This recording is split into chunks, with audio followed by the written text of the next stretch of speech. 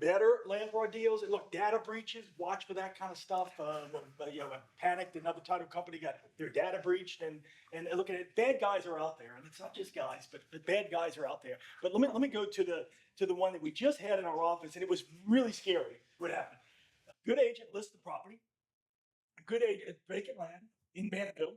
Good agent sells the property. Contract comes to us. We do how it works. We talk with the seller, who in the communication, everything's good. The seller asks us if we can wire the money to their business account. We say no, it's got to go to the sellers. If the seller's Joe Smith, it's got to go to Joe Smith, not Smith and Company. The seller wants to do a power of attorney. We send them a power of attorney. It's notarized with 2 witnesses and sent back to us. We do the closing. We disperse the money to the agents. We wire the money to the credit union of the seller, and everything's good and everybody goes. Monday morning, so this is real recent, this is very fresh. Monday morning, we get the wire back into our account from the credit union. We contact the credit union to see what happened. And they said, the number and the names don't match on that. And he said, look, we're a very small credit union. We know all of our customers. And so it wound up, we start digging further, and we find out that this is a seller impersonation. We track down the real owners. It's an older couple in their early 90s that live in Harahan. And now watch what's happened. The money's been dispersed. The sale's been recorded. And we had no reason to believe it, because usually these bad guys don't want to talk with you because they're in Nigeria, there's something else. So this is somebody in the US doing this thing. And what they really wanted to do was have the money go into an account. Sometimes most banks don't match names and account numbers. So if it's Jeffrey Dusson, account number 12345, they're just looking at the account number. So even though we might wire it to Cody Cottle, if it's got Jeffrey's number on it, usually the bank just goes with the number. Most banks, they don't have the ability to track both. But this credit union, being very small, tracked it and looked at it and realized that it was different. And so it was going into somebody's account, and then it was going to be immediately wired out of that account. So we were able to get the money back, fortunately. We contacted the true sellers who were not selling the property, who were trying to then say, but we might. The listing agent said she ran for a warrant. I don't think that's what happened, because when I ran it yesterday, it was a totally different name on that. So that didn't match up. But let's go back. How does this get caught? Well, when the listing agent took the listing, maybe more due diligence should have been involved in that. When we got it, usually what we do on vacant lots, and we don't always know it's a vacant lot necessarily to the end, but usually what we do is we FedEx a letter to the address that the assessor has on file to confirm that. We let our guard down a little bit because there were 2 good agents involved in this thing, and so we kind of let our guard down a little bit. Usually the agents have done some of the due diligence up front. The agent said, I've talked to them, they're very good. But those 2 things perhaps should have been done. It's scary. It's out there. We have not seen one in a little while. The lesson is, when you get a phone call and it's a price that seems too good to be true, kind of sort of, because they want to unload it because they're doing a 1031 exchange. They want to unload it because somebody died and trying to get it done quickly. Any of those things, just have your 6 cents come up. In retrospect, we tried to recreate this wheel because we want to educate our people not to do this. The calls, 2 people who talked to the seller said the calls were somewhat robotic. We also usually use our own, there's a company called BankServe that will send out a notary to do it. We have since learned that the notaries, 2 more things. In retrospect, the FedEx that was supposed to come from Pennsylvania, where the seller was, actually came from Houston. So that was one. Now, we wouldn't have known that. We don't go track where FedExes come from, but that was one. And then the second one, when we looked up the notary was an attorney who had been disbarred. So that was another thing. So look, it's a real tough, I pulled up an email that I'm dealing with somebody right now. And this woman is interested in a listing I have. And she, on Saturday, was like, I can get on a Zoom now. Are you available? And I said, sure. I sent her a Google Meet link. And then I sat and waited. And I was working on Saturday, so I just let it go for an hour, and she never joined. And then last night, she sent the same thing back. I could jump on. Yeah. And I was like, sure, right now. And I sent her a link, and I jumped on. I waited 10 minutes. And then later, she was like, okay. And I said, why don't we just jump on a phone call? She said, no, I prefer to jump on a Zoom so we can look at the property, do this due diligence ahead of time, and move this deal faster. And I said, well, let's jump on a phone call. She said, no, it's better on a Zoom. And I said, well, I'm not sure you're real. And she said, well, of course I'm real. And I want to reply back, that's exactly what a fake person would say. Well, and so my response to that is, there's a lot of fraud. I need your mobile phone number for us to proceed. Yeah. Because then I'm going to turn around and I'm going to forewarn them. I want to know how you got the commission back from those agents. Yeah. They gave the commission back yesterday. Did you have to ask for American Express or what? Yeah. It's With interest. it's scary. It is very scary. So we have a couple others, Bob, like emails that we get fraud that I think was pretty dang good, right? Yeah. Like this one's like, oh, maybe somebody misplaced it. It's Keller Williams. Like, you know, you kind of want to help them out or see. My old buddy Ken Kincaid. Yeah, right? Well, his email Is legitimate. It looks so. Oh yeah, and then exactly what to check. We sent out you all a lot of paperless posts for our nicer events. We got a beautiful, perfect looking paperless post to a lot of us, right? And so you have to check the email address. You probably clicked it. Somebody's probably hanging. Jeffrey's constantly emailing. We talked yesterday, and your concern is, say you clicked a bad link. What happens? Well, the fraudster gets into your email. Yeah. And they just sit there, and they're very patient. One thing about these fraudster guys, they'll wait months until you get a deal under contract, and they'll just watch it. And they'll watch it, and when it's ready, about 3 or 4 days before the closing, they're going to have an email coming from you to the buyer, the new buyer. But change your password frequently, as much of a pain as it is. Bob's example yesterday was pretty good because it was two people that had emailed back and forth a whole lot, right? And so they knew each other, and it was just the last second. And it was, hey, Nicole, really, I need you to wire the money real quick. You're about to close, and it's coming from Cody. You're like, I see Cody every day. Like, I know Cody's not a fraud.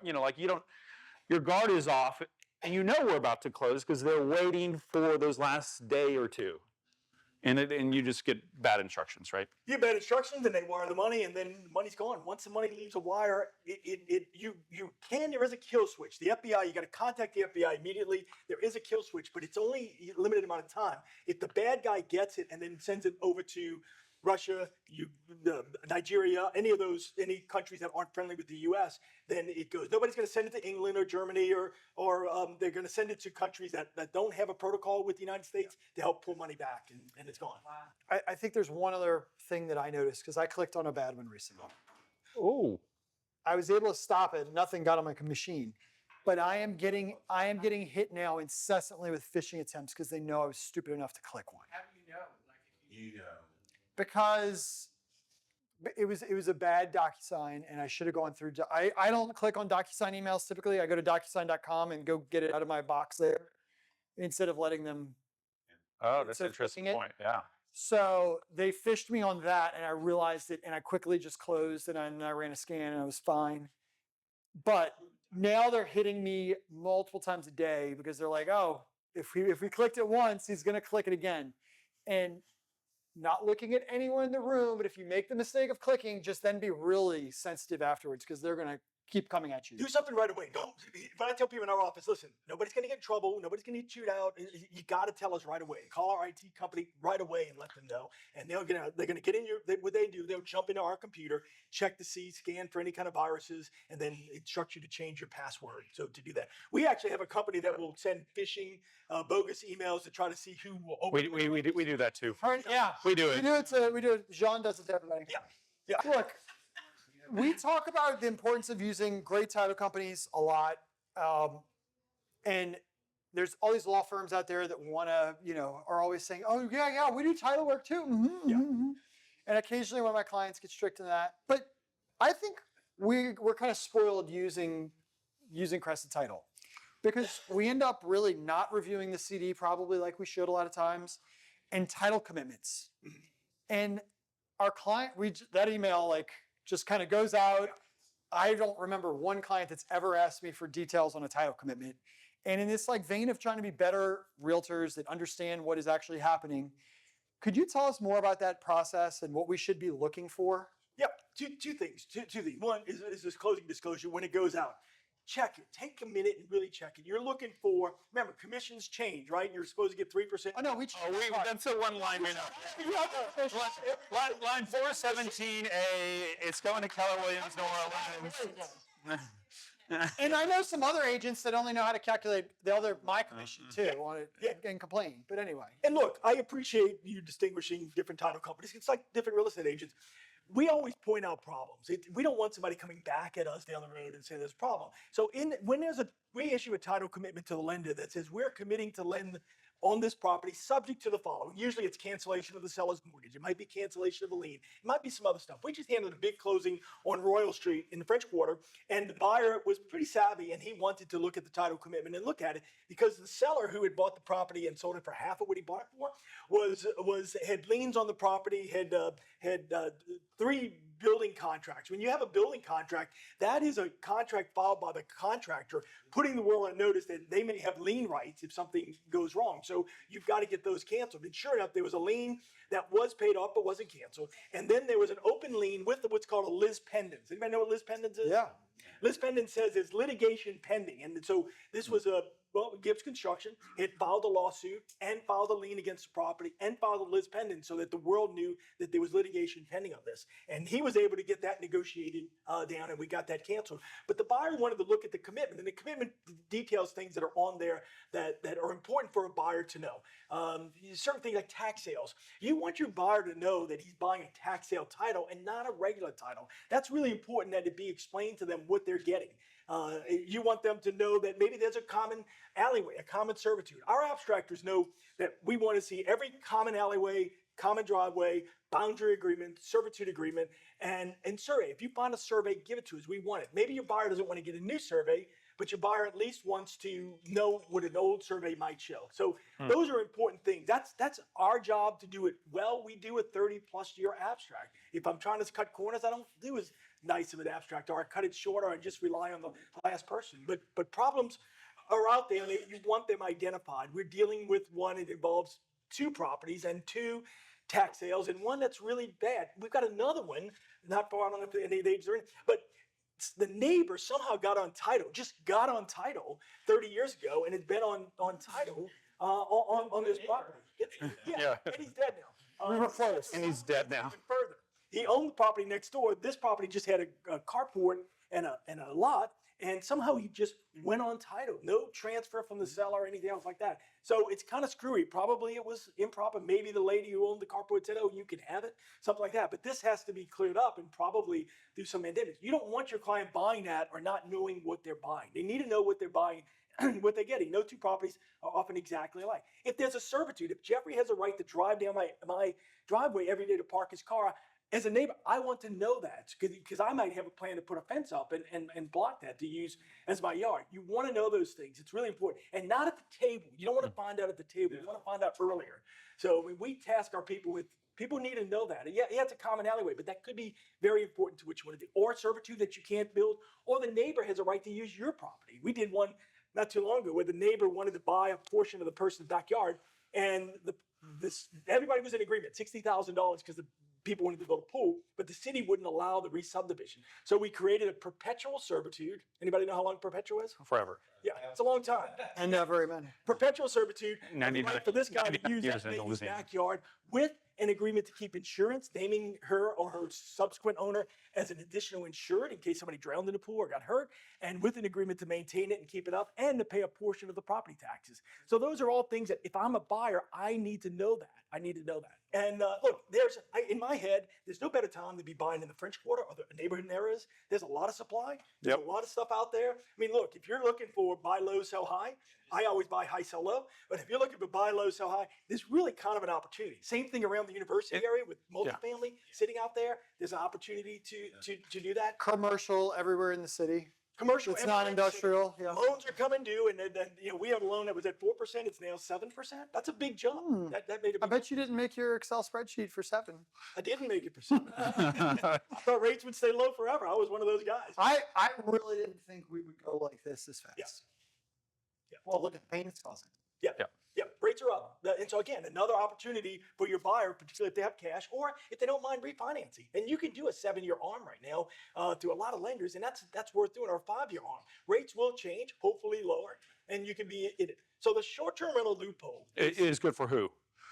good for, Like who should, like, we're talking about clients. who should do a 5-year ARM? No. A short-term rental loophole. Short-term rental loophole should be somebody who is a high income earner that makes a lot of money without a lot of deductions. Who is that? A doctor, some Lawyer. lawyers, business owners who have a high income. And how do I deduct things? So when you buy a typical rental property, you can only deduct about 3% a year of depreciation. And more, you're limited, you're capped at it because you're not an active investor. Most of you in here should talk to your CPA about qualifying as an active investor. An active investor can write off their passive losses on their fourplex or sixplex against their active income. But most people can't. And to do that, you have to spend at least 750 hours a year. Dr. Jones can't spend that much time. The IRS ain't going to allow it. He's a surgeon who's working from 6 in the morning to 6 at night. It's not going to work. If she works in the emergency room all hours, probably not going to work. Can we help legitimize that though? Yeah. Did you know that we have real estate school that any agent in this office can give a scholarship to for free to any one of those clients so that they can get a real estate license, put it potentially with us. And then that's really hard for the IRS to go back on that doctor and say, it's impossible, these are active losses or active gains because you actually have a license. You have a license, you have your your CPA usually is more easily signs off on that. Yeah, if anybody's using anyway. fast tax, stop. If anybody's using HR, That's right for a certain stop. group of people, but It is right, but not Not you this guys. group. You guys ought to be you're independent contractors. You should be writing off as much as you legitimately can.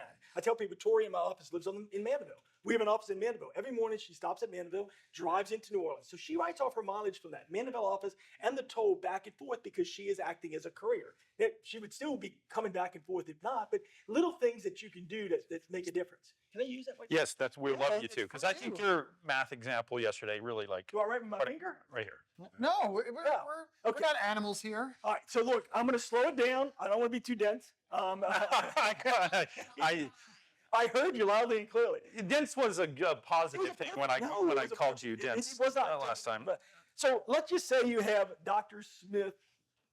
Oh wow, this is great. This is We really- bought this thing for you, Bob. has an income of net income of $300,000 a year. All right. He doesn't have a lot of write-offs. He doesn't take a lot of write-offs. What can you do as an agent to convince Dr. Smith to get into real estate? I don't have a lot of time. Well, this won't take a whole lot of time, but it's called the short-term rental loophole, STR loophole. And it's just because it says loophole doesn't mean it's not legitimate. The IRS says if you're a passive investor, if you own a fourplex, that's not an active income thing unless you are a real estate professional. So most Joes, most Marys who own rental property don't get to deduct the deductions. But on a short-term rental, you can buy the $1 million, let's just say $1 million short-term rental. Oops. $1 million short-term rental. And you can, because it's a business, all right? It's different than a fourplex. A fourplex isn't a business, it's a passive investment, just like your mutual fund with Vanguard or Schwab or anything else. But the short-term rental, they treat it as like running a hotel. If you run a hotel, that's a business. If you run a short-term rental, that's a business. And what they let you do is take the depreciation against your income. Remember, Well, what would normal depreciation be though if this wasn't a short-term rental? normal depreciation would be a little bit over 3%, 3 to 4%. So let's just use 4%. That's going to be 40,000. So the doctor could take the 40,000 against his income, but only to the extent of the income on that property. So let's just We're say talking like a long-term rental here, right? Long-term Or right? you can now go in to properties and do what's called cost segregation. Has anyone heard that term? Yes. Okay. What is it? Bonus depreciation, cost segregation. I didn't understand the bonus depreciation, but cost segment basically on how much you're gonna put in to fix it up on the front end, right? Mhm. And then you depreciate all that in advance, all the like fixtures, new appliances, whatever you put into it. And you get a number, you can write that off first year you buy it. That's right. So I buy this building and I'm gonna put in $100,000 worth of improvements that are not that are improvements. These lights and other things, the cameras. I can write all that $100,000 off in this year. That is a tax break that has been it was already in place and it's been Litigated. Big Beautiful Bill Act. Yeah. Yep. Oh, yeah. But then what you can also do, David, is you can go and say, all right, I'm not putting any money in this building, but I'm going to take this building and I am going to break it down into components. And those ceiling tiles are not going to last 30 years. And those lights are not going to last 30 years. Anything that's 15 years or less, which is a lot, that exit sign probably is. And usually it's somewhere between 30 and 40% of the price of the property. So I could get a company and pay them a couple of $1,000s or somewhere, there. they'll come in, and it might be $5,000, but they'll come in and they'll say, look, we take this $1 million building and we say that it's between 30 and 40%. They have a formula. It's a formulaic. And let's just say it's 35%, which comes to what? 350,000. And because I spend 100 hours or more and 1 hour more than anybody else, then I can write this off. So this doctor now takes the 350, and what's his net income now? Negative 50,000. So he was going to pay 37%, 36% tax here, state, federal, 4% state, say. He was going to pay 40%. He was going to pay 120,000 in taxes. Guess what? He's going to get a refund of probably 20,000. Well, easily, because he's probably been paying quarterlies. Yeah. Right? Because he's a high income earner, so Yep. he's been paying quarterlies, so he's going to get a bunch of money back, and then he's going to have a loss carry forward. Yep. He's going to have a loss carry forward. So he can carry that forward. But here's the key thing. This doctor now offsets all of his income and saved over $100,000. You've helped him or her get into a property to do that. And what we're seeing is some people buying. We had one on Louisiana and Ferret, right in that neighborhood, that this out-of-town buyer from California, he was a doctor from California, was buying, he and his girlfriend, for $1.2 million. It only appraised for $900,000. It was so overpriced, meaning that there's some people out there that aren't really totally legitimate trying to sell these things nationally. And what they'll do is they'll find a short-term rental owner here in town, and they'll go to you, David, and they'll say, listen, how much you want for this? Oh, I think it's $900,000. Okay, whatever I sell for over $900,000, I get to keep. You're in agreement? And that's what they do. That's not fair to the seller, and they're cutting agents out of this thing. And this poor guy, when he sent the contract over for $1.2 million, I'm like, there's nothing worth $1.2 million over there. It's not. Not even the Brown Derby's worth $1.2 million over there. Can we back? There's a couple things in here that I just want to be clear about. When we say 300,000, we mean adjusted gross. Yep. And then if you just read your tax return that you filed, there's passive losses, active losses, passive gains, active gains, right? We're talking about you're legitimizing this and not worrying about that it's passive because the 100 plus 1 hours of greater than anybody else is to get it to move to active, right? It's to get them out of that passive problem. You can do this with any commercial building if you can get the person's CPA to say they're an active real estate investor. Yep. You don't have to do the STR part. The loophole with short-term is 100 hours. The professional is usually 750 hours. That's hard. But divide that by a year.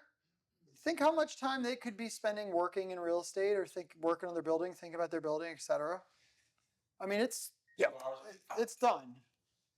So you get to really take a huge write-off. And then you're saying, well, Bob, what happens down the road? Well, next year you sell him another, and the next year you sell him another. But down the road, when he goes to sell this, he may have some capital gains, or he can do an exchange into another property, a passive property or any other property. Can we break down like capital gains though in this? Because we're saying like 3 years later, this property is depreciated entirely. So Yeah.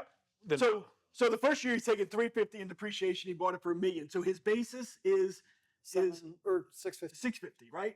That's the basis. And then now you go to regular depreciation after that. So next year he takes 4%, which is 40,000, 40,000, 40,000. So now you got 3 years of 120,000. So this is depreciation. We're going to do a capital gains meeting. Bob, you're coming back this summer, and we're going to do a whole capital gains meeting. I've got a calculator. I think this is, we're losing everybody. This is a really important concept. Like cap gains is an amazing tool, and deference of tax. We can teach people a lot. And look, cap gains is not so bad. It's really not the end of the world. And I think people think of tax as the end of the world, and really like, full like W-2 earning tax stinks.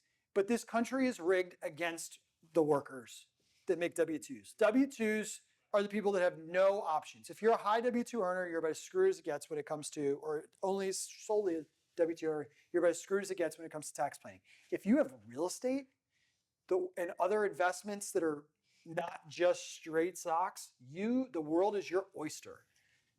So I remember selling a piece of property for a guy. I go in his office, and he had $1 million tax refund check from the federal government on his wall.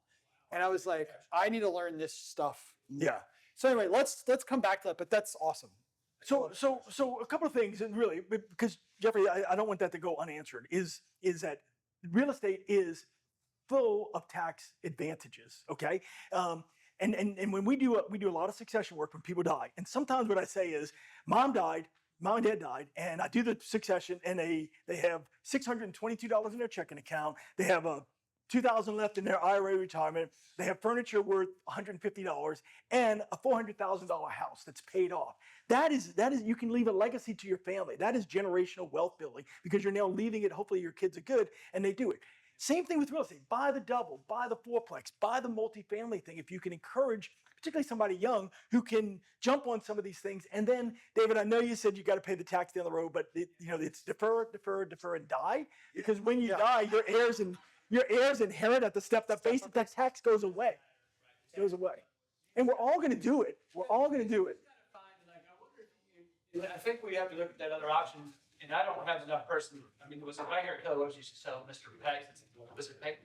He used to sell basically it was a 1031 into like a self-directed IRA. It wasn't self-directed, but it was whatever. Delaware Statutory Trust, DST. DSTs, yep.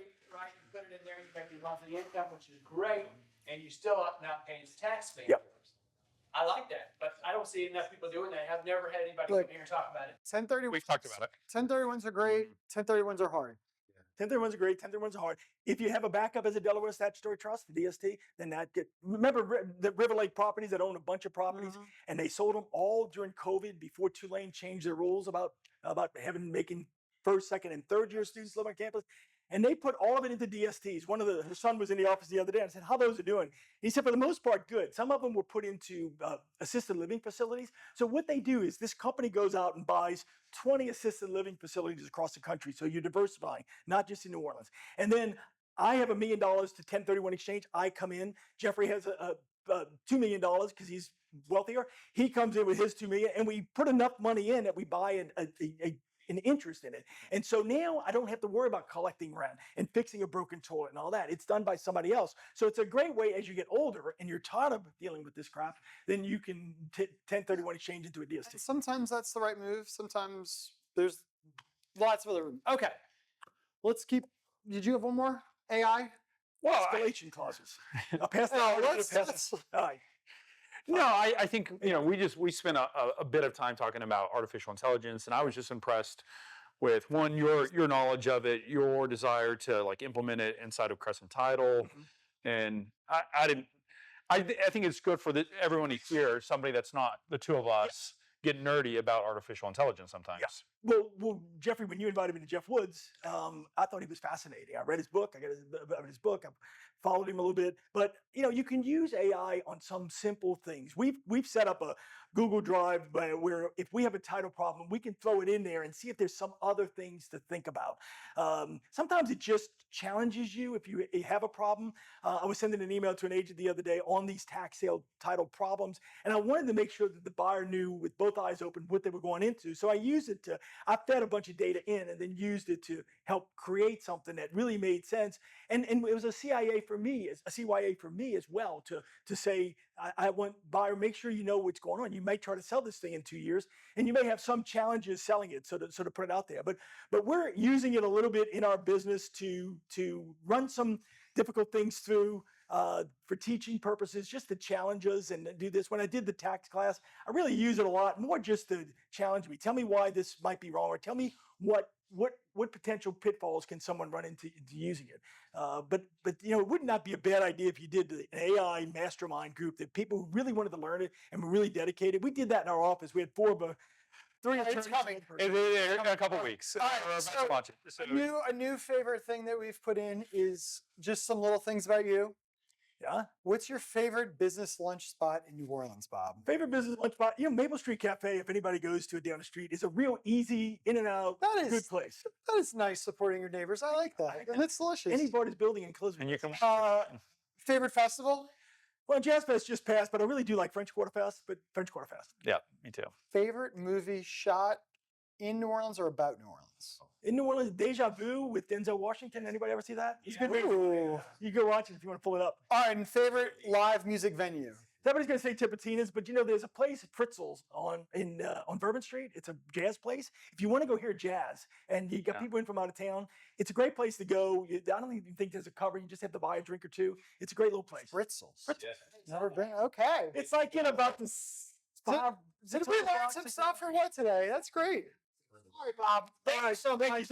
It's fun having you. Yeah. Hang on this side.